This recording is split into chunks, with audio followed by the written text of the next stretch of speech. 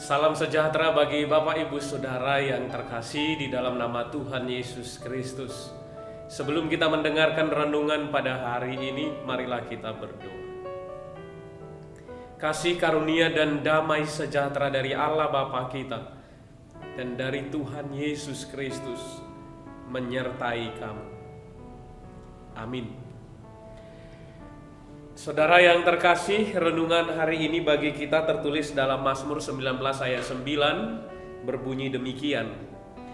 Titah Tuhan itu tepat, menyukakan hati.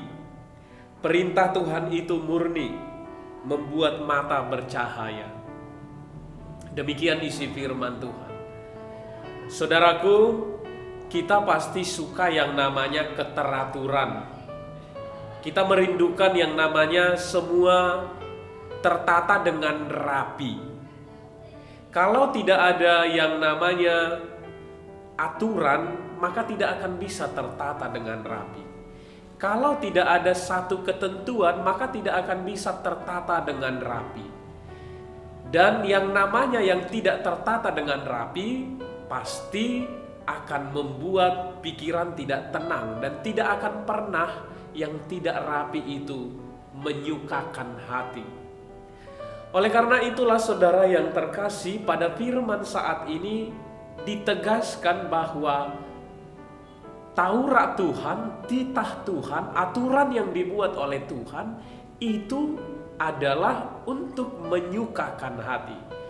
Karena titah Tuhan membuat hidup kita teratur, dan kemudian ketika keteraturan itu ada dalam hidup kita, maka akan menyukakan hati. Tidak hanya hati kita, tetapi hati orang-orang di sekitar kita.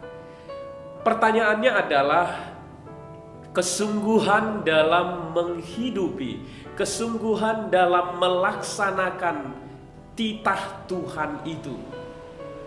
Jangan-jangan kehidupan kita yang kita lihat bukan sesuatu yang menyukakan hati, malah menyesakkan hati. Pastinya sesuatu menjadi sesak. Karena apa? Karena tidak terpaut pada aturan titah yang dibuat oleh Tuhan. Saudara yang terkasih, melalui Raja Daud dalam pengalaman hidupnya mengarahkan kita supaya dalam hari-hari kita harus memastikan kita sungguh-sungguh terpaut dan taat pada titah kebenaran yang disampaikan oleh Tuhan melalui firman-Nya di dalam Alkitab kehidupan kita sehari-hari. Kemudian yang selanjutnya, saudara yang terkasih, bahwa perintah Tuhan itu sungguh sangat murni. Ya, hanya firman Tuhan yang sungguh-sungguh murni, tidak membela yang satu dan tidak membela yang satu lagi. Dia benar-benar murni dan tidak bercacat oleh apapun. Saudaraku, namanya murni, tidak berat sebelah, kemudian tidak menguntungkan hanya satu orang, tapi semua orang akan mendapatkan keuntungan ketika kita terpaut kepada perintah itu. Di sanalah kita diingatkan di poin yang kedua, kita harus terus menghidupi firman itu, karena ketika kita terpaut akan itu, maka orang-orang di sekitar kita akan merasakan dampaknya. Dengan apa? Dampaknya adalah semua orang akan beruntung ketika diri kita terpaut pada kebenaran firman Tuhan itu. Kemudian yang ketiga, bahwa firman Tuhan, titah Tuhan itu membuat mata bercahaya. Siapa yang terpaut pada firman Tuhan, siapa yang terpaut dalam kebenaran itu, harapan baru akan selalu hadir.